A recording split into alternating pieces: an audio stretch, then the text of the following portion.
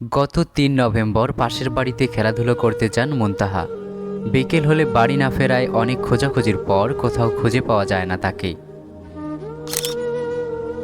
৫ বছরের শিশু মুনতাহাকে খুঁজে পাওয়া যাচ্ছে না ৩ নভেম্বর থেকে। সামাজিক যোগাযোগ মাধ্যম এবং বিভিন্ন স্থানে তাকে খুঁজে পাওয়ার জন্য তার পরিবারের পক্ষ থেকে আহ্বান জানানো হয়।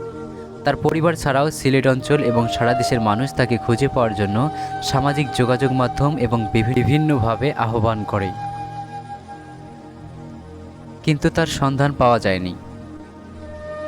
৭ দিন পর তার সন্ধান মিলেছে তার বাড়ির পাশে একটি গর্তে।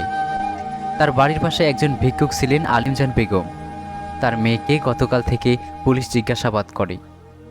আজ ভোরবেলায় সেই শিশু মুনতাহার মরদেহটি তুলে ফেলার চেষ্টা করেছিল আলিমজান বেগম এবং সেখান থেকে সরিয়ে ফেলার চেষ্টা করেছিল।